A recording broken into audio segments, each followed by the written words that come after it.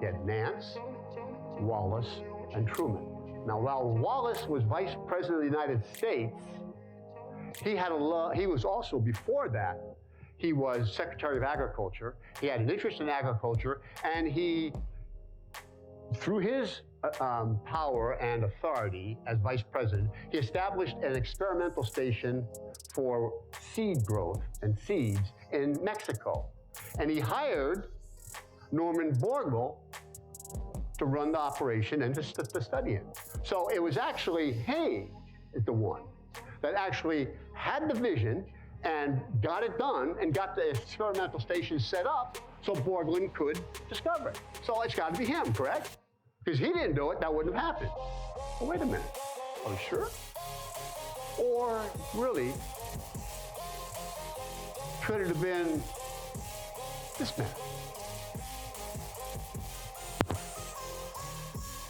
George Washington Carver. Maybe it was him. What are you talking about? Well,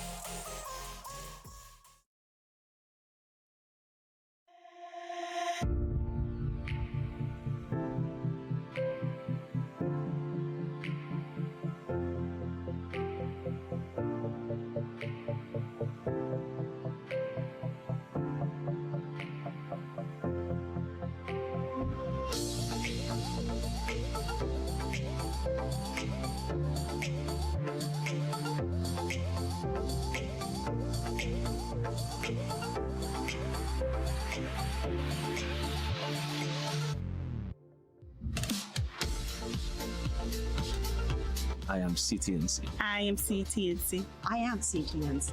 I am CTNC. I am CTNC. And I am CTNC. I am CTNC. I am CTNC. I am CTNC. I am CTNC.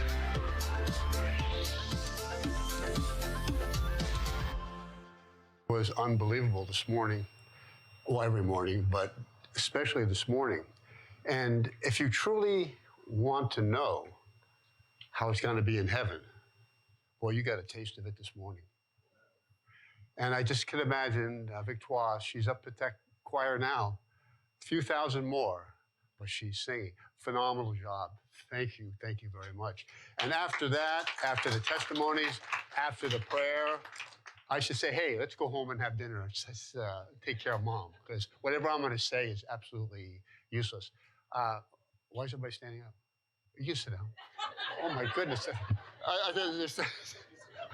Don't stand up for me. You know, and it's just so obvious, you know, with Doria, and it was her birthday. And last night, I sent Basilia the things I have for my message today. And oh, yeah, he does it, you know, and they're just two amazing kids. But it goes to say that the apples don't fall far from the tree, do they? Right. You know, the message I have this morning is 40 years and 3 weeks in the making. And I'll explain that to you, but that is the truth of it. It really is. I was ready to give it 2 weeks ago, and Pastor said, no, I need to use this week. And I said, oh, come on, I was ready to go. And so I'm going, and he calls me again and says, Pastor, I need this week. And I said, oh, you know, and Lance said, you know what? God has a purpose and a reason. He surely did. And he wanted me to be standing at their graveside yesterday afternoon. That's where he wanted me to be. And he wanted me to see and to watch that morning what went on. And that wouldn't have happened. And other things had happened too, but I thank Pastor for listening to the Holy Spirit, because you're right. And I said, well, he's right, you know, and that's the truth of the matter. So the message that I have today is a little bit different than anything I've ever done, and it's on how your life matters. And I just don't think, and as I stood there at the graveside, I just don't think, and I'll tell you something, there were at least over 100 people at the graveside. I've never seen that many people. I've seen them in a church, but to get in the car and go stand on the graveside, it was huge. I believe a huge number of people. And the group of the choir, it was singing, and it was really, really something. But my message is how your life matters. And each and every person in here, your life is so important. And just like only you can do it. Each one is like a snowflake. Every person here is different. But how you touch other lives, you have no concept of how many people. And what I'm going to do this morning is I'm going to prove to you. I'm not going to encourage you because you go out the door and you wait in line at Walmart and the encouragement's gone, or something happens, and I want to prove to you with truth what I'm saying is very accurate. So when you leave here, you're going to look up and say, I got it. Aha. I understand now the purpose of my life. Okay? So can you put up the first clip, please, or the first frame? Everybody's doing mothers, and so I had to do a mother. But the interesting thing here is the lower right. I don't know if you can read that. And there's a mom and her son on the, that'd be your left. But down it says that God couldn't be everywhere. Therefore, He made mothers. And man, that is the truth, isn't it? Mothers do everything. And I don't know what I would do without my wife. And what an amazing mother. But that is the truth of the matter. I want to play a clip real quick here. And can you turn that up so I can hear it? Because it's low.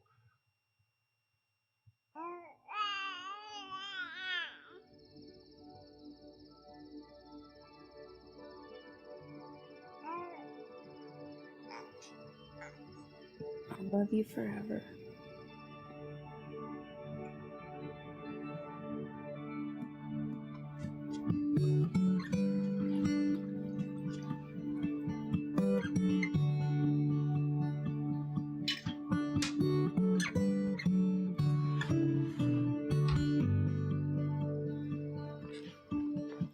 I'll love you forever.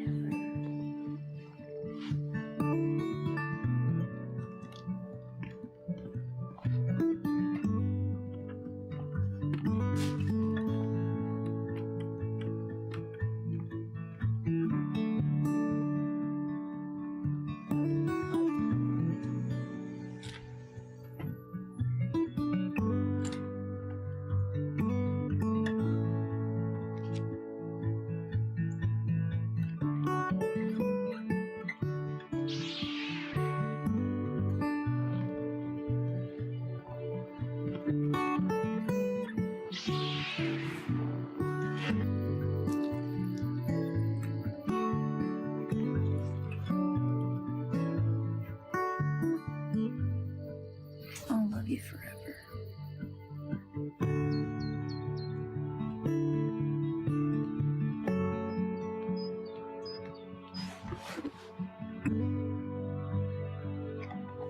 Wait, let's get a pic. I got a better idea.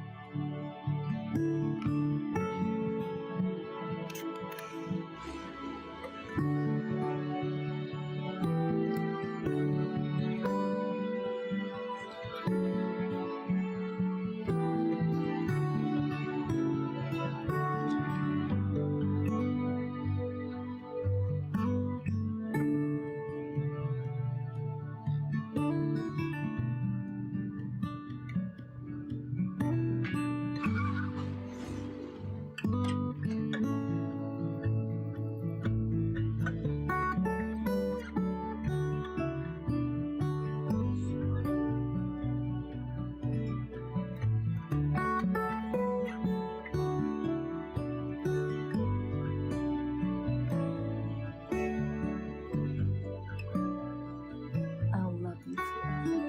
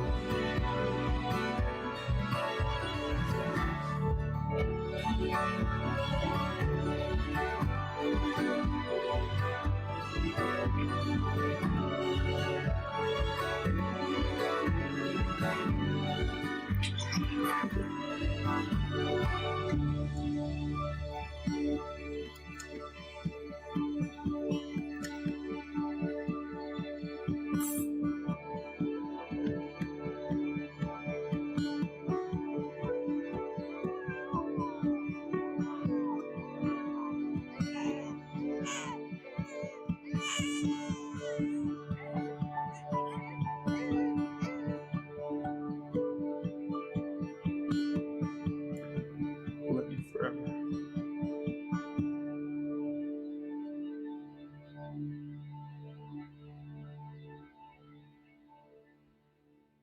Okay, the point to that clip, I'll love you forever.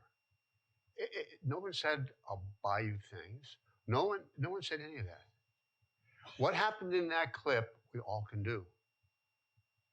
And it is significant. You can see where it goes from the mother to the son, and it goes on. And that's how our life is. Our life is important and it's extremely meaningful. Can you put the next one up, please, scripture? Okay, the scripture is John 16:13. And you will know the truth, and the truth will set you free. So you need to know the truth. So we're going to look at the truth. We're going to search for the truth this morning, and it's going to set us free. We're going to say, aha, dang, we are important, very important. That son, that mother, that whole situation, extremely important. But it goes far beyond that little clip. I always wondered about this. You read Genesis, and Genesis starts out, and God said, let there be light, and there was light. And I always thought, oh, it's phenomenal. But then you look at the fourth day, and God made the sun and the stars, and the moon. And I'm thinking, wait a minute. First day you said, let there be light, and there was light, and you had the day and the night.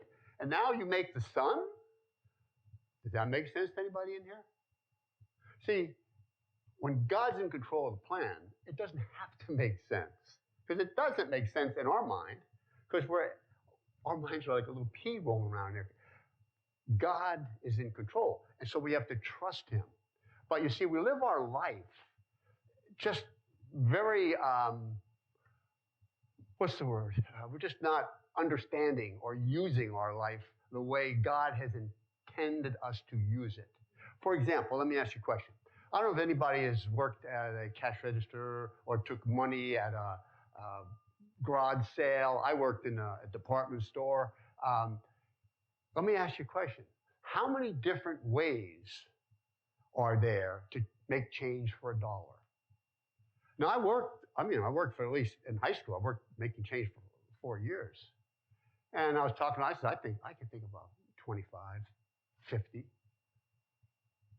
I use maybe like 2 or 3. There are actually 293 different combinations for making change for $1.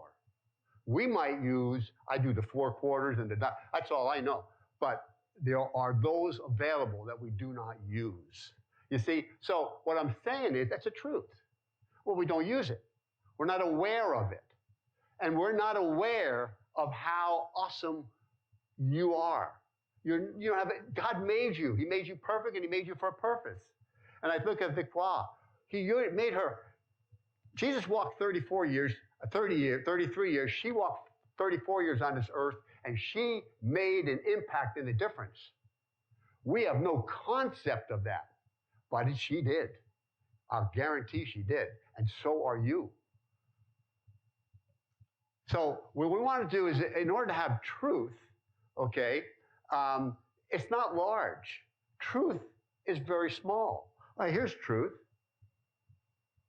This rock took down a giant. That's truth. It's just a rock. But it's truth. I got proof of it, that giant is dead and King David killed him. There's proof. It's small, okay? So I'm going to try to show you some proof this morning. Well, you see, we're always into the big picture. And it's good to be a visionary. There's nothing wrong with being a visionary. You see a kid, what do you want to be? I want to be a professional basketball player. Great. The big picture. But you see, there is proof and there's truth. And the truth is the little things. You got to get up early and work out.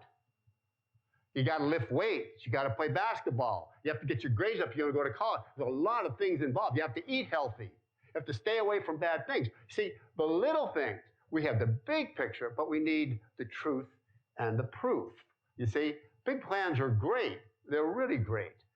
It's like, truth is like this. It's like the bottom of a swimming pool. You jump in and touch the bottom. It's foundational. That's the pool. That's the truth. It doesn't go any lower, doesn't go any higher. That's it. So, although it might be a small thing, it is a truth. All right? So we can't change that. It is the truth. And we need truth if we want to have proof. Because what's the sense? I can say something, I want proof. Show me. So I'm going to try to attempt to show you this morning with proof and truth how important you are, okay? So we always think of the big picture. Can you put up the next clip? Okay, that's the Mona Lisa. And that was, that painting was done by Leonardo da Vinci. He did it on a poplar board, okay, this size, 30 by 20, blank, just like this.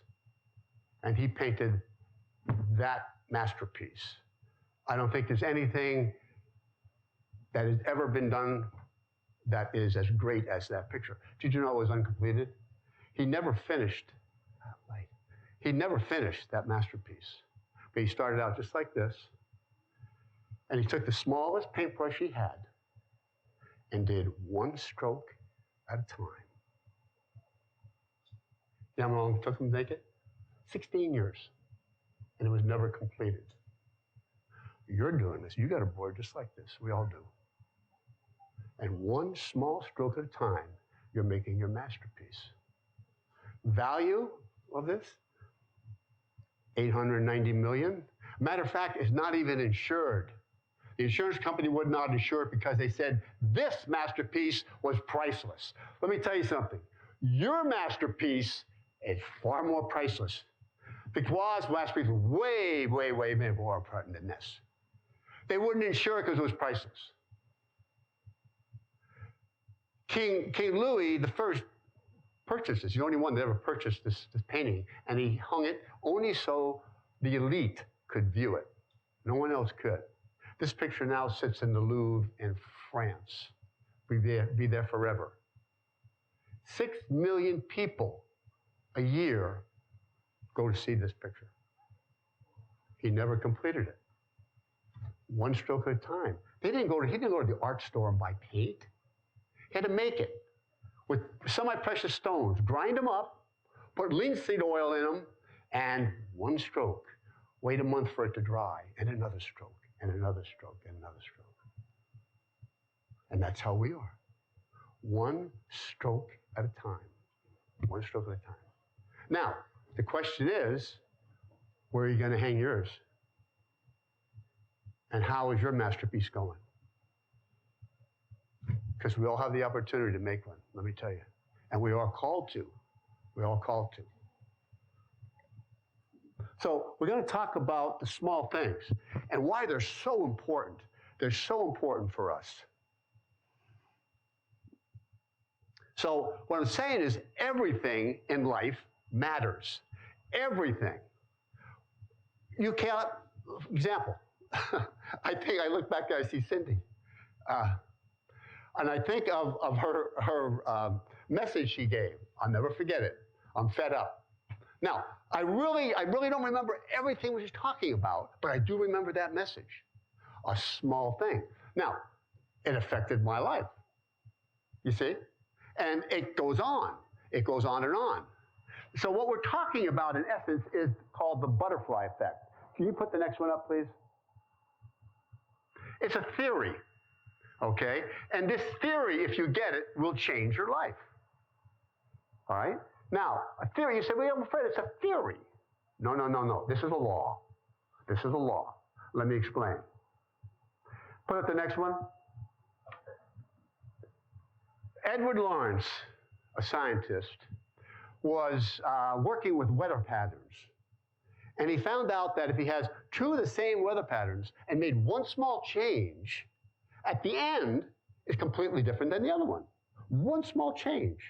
So he presented this theory to the, or hypothesis to the Academy of Science in New York. And this was in 1963. They didn't laugh at him. They thought, that's interesting. But they thought, this guy's wacky.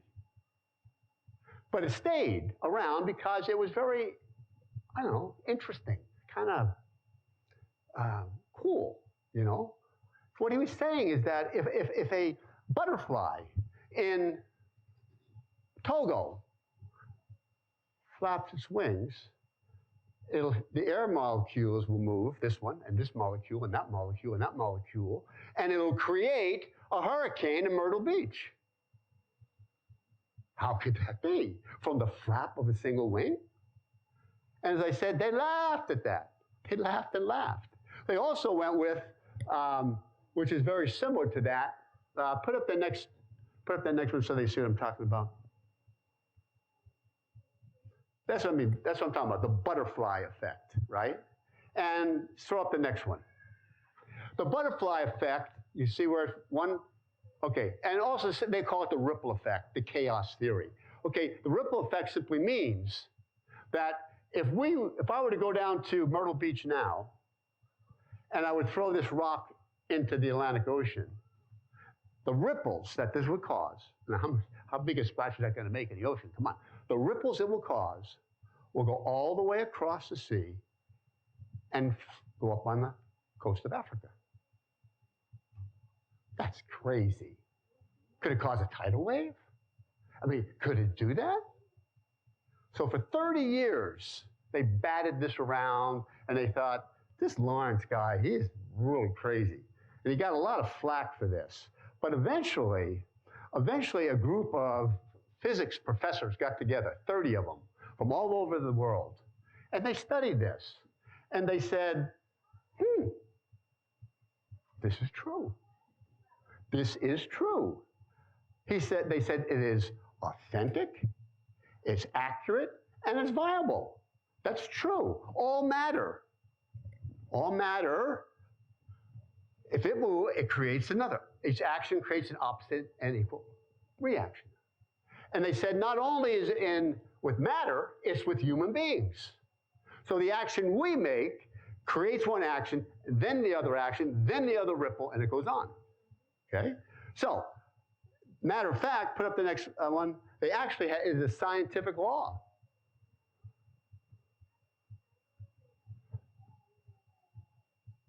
And it's called the law of sensitive dependency upon the conditions. That is a scientific law. Just like the law of gravity, no different. It's in the science book. It's a scientific law. So what they're saying is this is true. So if it's true, let's take a look real quick and see how is it true. And then we'll figure out, does that really affect our lives? Now,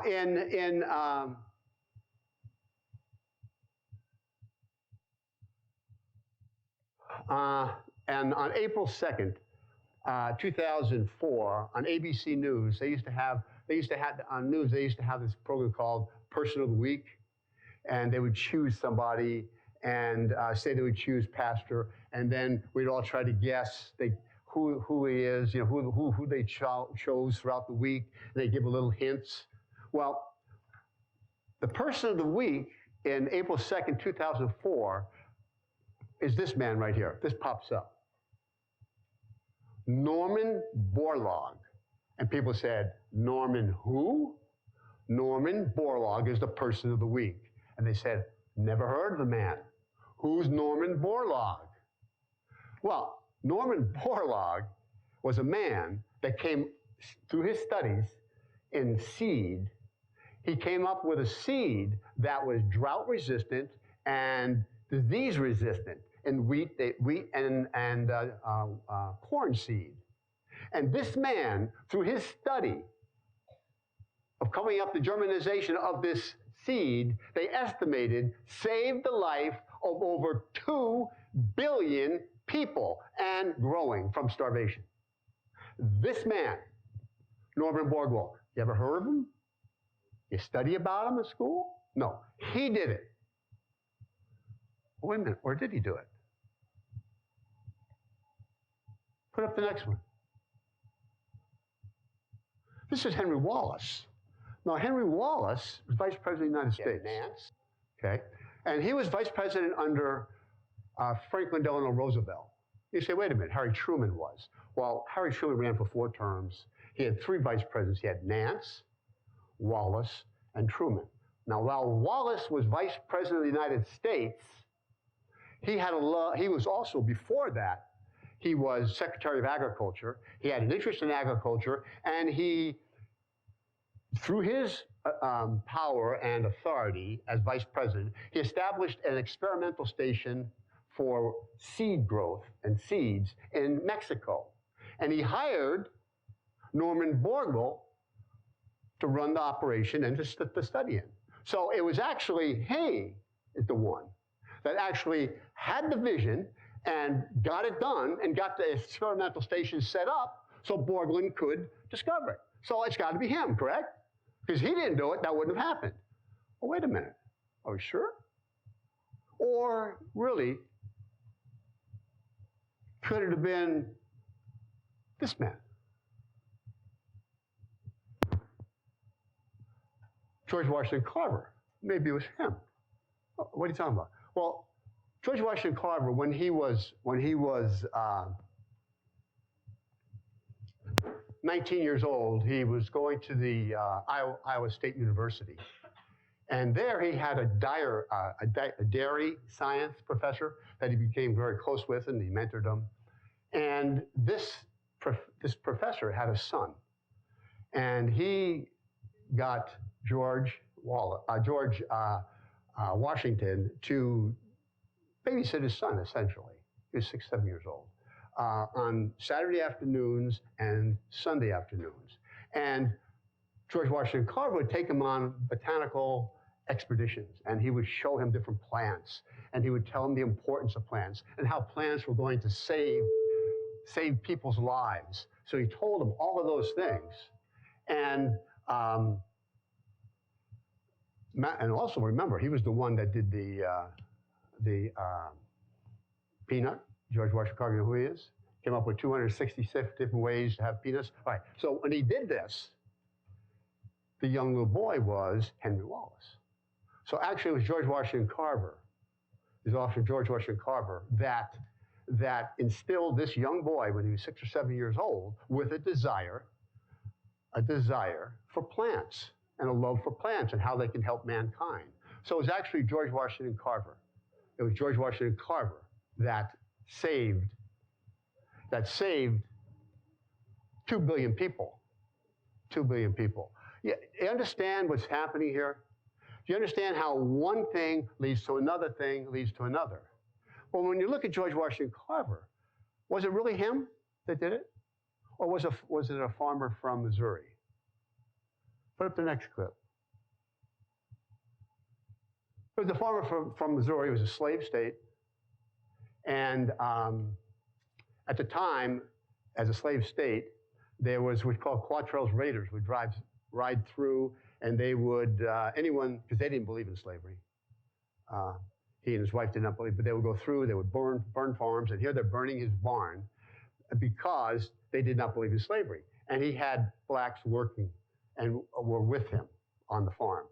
And they went through, and when they went through, they took captive his wife's best friend, Mary Washington. And they took her and her son and took off. Now, obviously, his barn was burned. It was in January, and it was devastating. So he was about trying to keep his farm and living going. So his wife went about down to the towns and sent out notes and said, I want to meet with Quantrell's Raiders because I need to get Mary back as her best friend. I need to get her back and her baby. So she sent out messages, and in 2 days she got notifications. Okay, we'll meet you this place, and we'll get it done. So she talked her husband Moses into hopping on his horse and riding north into Kansas for 4 hours and met the raiders at a crossroads there. And there at the crossroads, 4 guys wearing hoods with holes, carrying torches, came galloping up. And Moses was on he had one horse, it was a black horse. That's all they had left on the farm. He was on that horse. And the men threw a gunny sap at him, and he caught it. And they took his horse, and they took off. And he opened up the gunny sap, and it was a little baby. And he took that baby. It was freezing cold. It was January in Kansas, midnight. He took the baby, took his coat, his shirt off, put it against his skin, covered him up, and walked that baby out. He walked all night into the morning and then afternoon. And they went. When he went in, he gave it to his wife. They took the baby, they rubbed the baby, and they prayed over the baby. They prayed, they said, if you live, we will take care of you. We'll educate you for your mother. We'll do this for you. And they prayed, and and we'll give you our name. And there was George Washington Carver. He was the one. But it was Susan Carver as the one that pursued getting him back. Now, the mother was dead, but it was her. So actually, really, I think Susan Carver was the one that saved 2 billion people. You see, and the list, it goes on and on and on. And it's interesting because every time you look at it, you just go, you go, uh-huh. For example, put this next one up. It's important for you to understand what's happening here. Okay.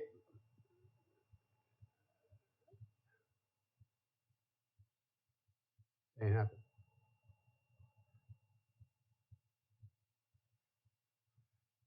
Okay, this is Billy Graham. Now I'm gonna end with just talking about him, just real quick. This is Billy Graham. It's estimated that he's shared the message of Christ to over 2 billion people, right? He's America's pastor, right? Put the next one, but is he? Is he America's pastor, or is it this man, Mordecai Ham? Mordecai Ham was outside of Charlotte.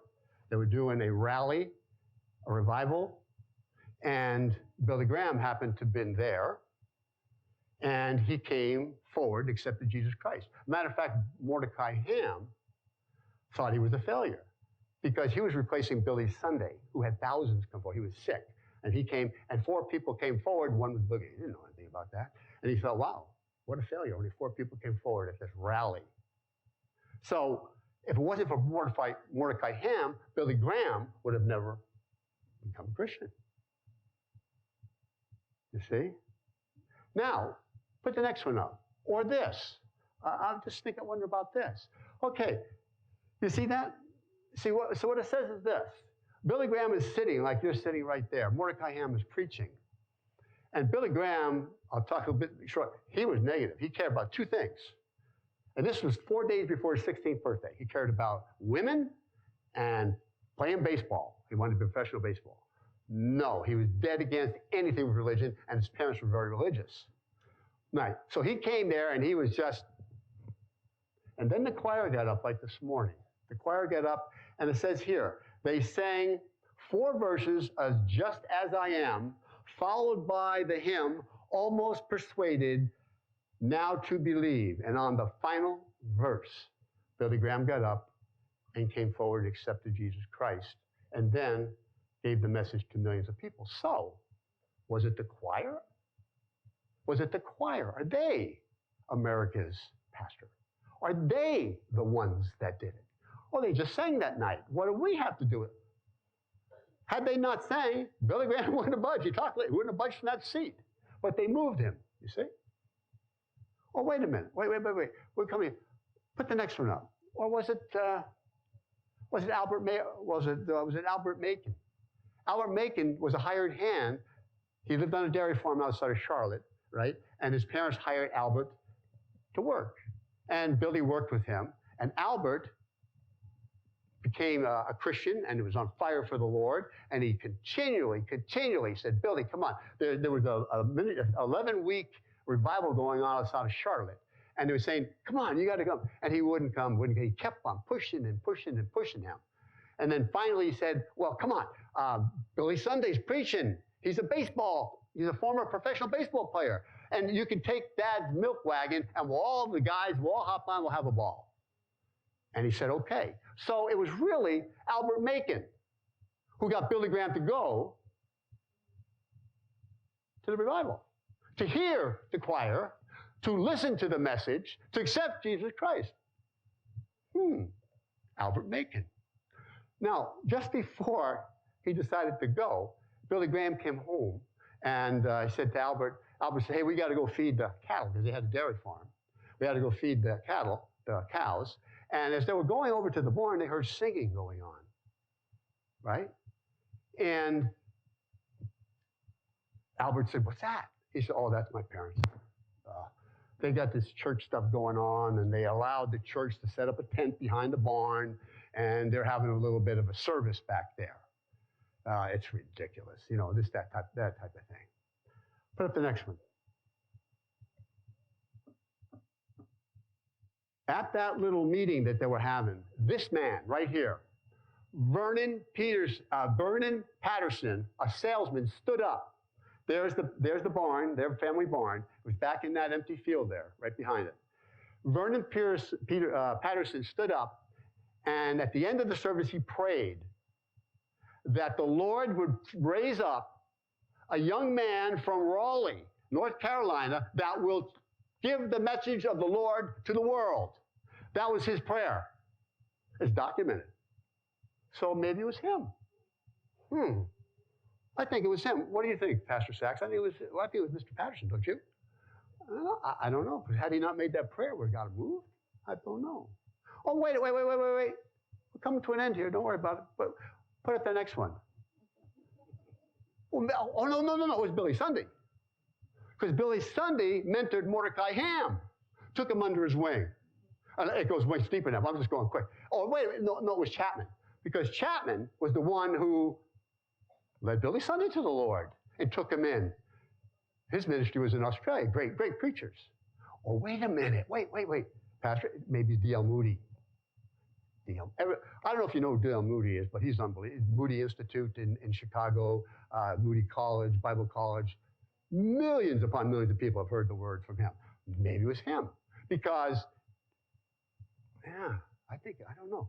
But wait a minute, because he's the one who led Chapman. Oh, no. Wait. I think it's Edward Kimball. Edward Kimball is the guy. Now, seriously, I'm serious. I need your help on this. Edward Kimball. He's the one, because the pastor went to Edward Kimball, much the same as this pastor right here goes to people and says, I need you working in the youth. He said to them, I need you working with the teens. And he was a college student, Edward, and he said, no, I don't want nothing to do with it. I'm going to church, and this is what I got. And this was Mount Vernon Church in Boston, Massachusetts. And he said, no, the pastor said, come on. Okay, I'll take the teens. So he'd teach them Sunday school, and he'd take them, all right? Well, Edward and D.L. Moody, who had quit school when he was in the 5th grade at 17, he was in his Sunday school class. Moody had no interest in it. He was there, and I'll explain why he was there. He had absolutely no interest in being at that church. That Edward Kimball was the Bible school teacher. So don't think, here's what happened, see. He quit school when he was, 17, and he was done, and so he said he wanted to go out on his own, right? So he went to the city of Boston, could not find any jobs.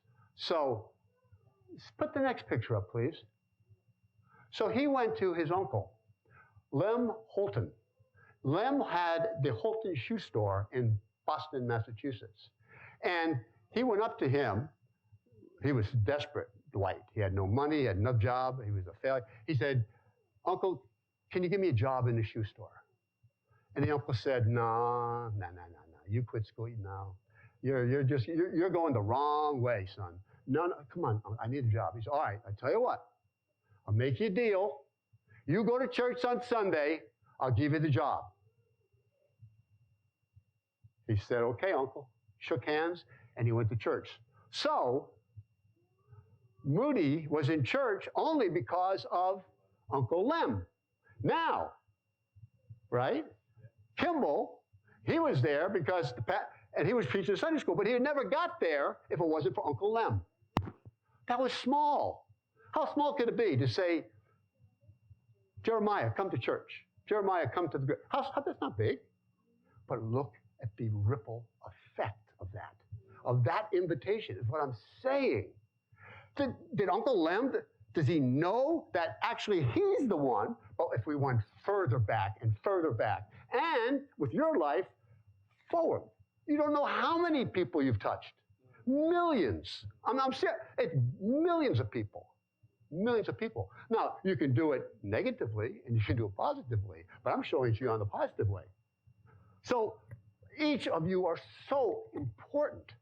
It's beyond words that we can say. Every single one of you.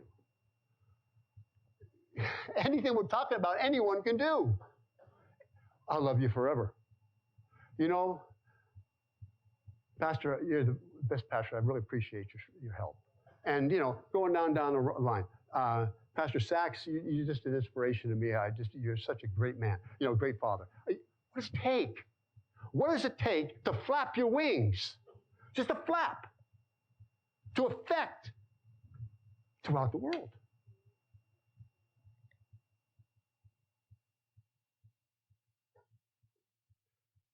Put up 22.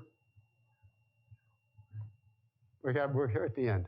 Okay, now, 1 John 3:18. Dear children, let us not love with words or speech, but with actions and in truth.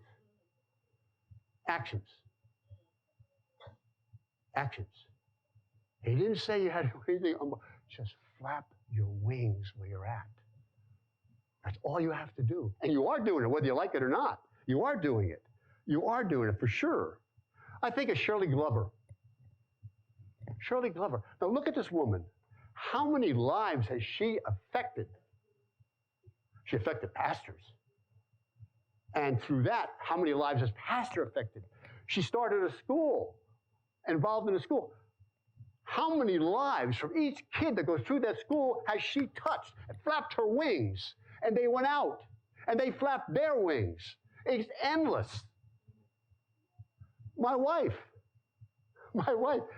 before she even died, I mean, I don't even know if she was dying. She said, Lana, if I die, I want you to do this woman's Bible study, and I want you to take care of this person. I want you to be sure about this person. She flapped her wings. So very important. Put up the next one. So this is Billy Graham's mom and dad. I'm sure they thought, oh, mercy, this kid, girls and baseball, what are we going to do with them? What the heck are we going to do with them? But they prayed, and they prayed. So it takes a combination of things, a combination. That had to play in it. The choir had to play in it. Lem had to play. They're all a part of 2 billion plus people that hear the word of God. I'm sure some of you, have you ever given to the organization? And then from Franklin Graham, from Billy Graham, you have Franklin Graham. And then it goes on and on. How many people has the Samaritan's Purse touched? You see, you can flap for good or bad. And I want to leave you with these few things. Put the next picture up. I want you to notice this picture.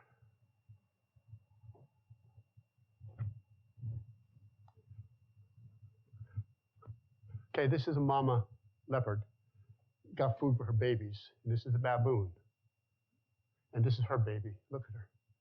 That baby could have ran away. What was the baby holding on to? The mother. Dragged in, holding on to the mother. That's the effect you have on people's lives. In the midst of the danger, they held on.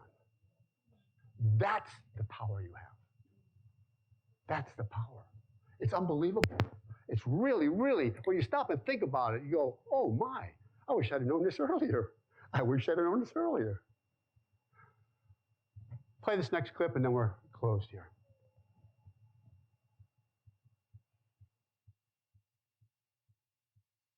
Can't hear it. Whoop. When I move out one day, my mom will be very sad. I feel my mom's love in my heart, like it's right there. I'm feeling it right now. Sometimes I love her, sometimes I don't. When I'm angry, I don't.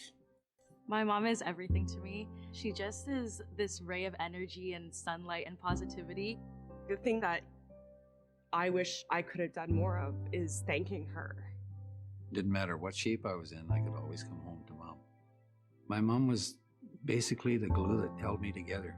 When I left the Philippines, I knew that my son will be in good hands because I know my mom will take care of him. My mom is kind of smart, not that smart. If I would say like 1 to 10, it would be a 5. Maybe my poor dad got the raw end of the deal, but I do remember my mother saying to him when there was an argument about something I'd done, she said, "You don't want to hurt her spirit." I remember that. My mom was diagnosed with a really rare disease about 12 hours before she died. So we didn't get a lot of time to talk or to say goodbye, but she did get to say that she loved me, which were her last words. And I cherish that because I've been able to hang on to it. I'm probably gonna say to my mom, "You're a wonderful person. And you're my mentor." I tie an invisible string to my heart, and she ties the same one to her heart, and it's always attached together. My mother, she struggled a lot with addiction. Sorry, I'm getting upset. Yeah, it was hard. You know, you have partners, you have friends, you have kids, but there is nobody else who will ever care about you as much. My son now always tells me, "I love you, Mama." But for 48 years, I realized I didn't say I love you to my mom. I can think of 3 words. I forgive you. You were a good mom, and you did really good. Thank you. I love you, Mom. Hey, Chelsea, if moms got paid, how much do you think they should get paid in a year for being a mom?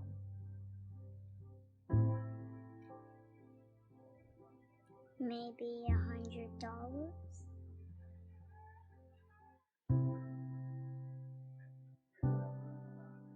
This is the end.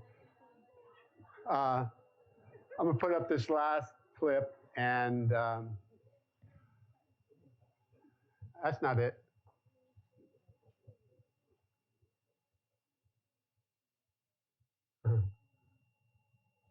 There it is. Okay.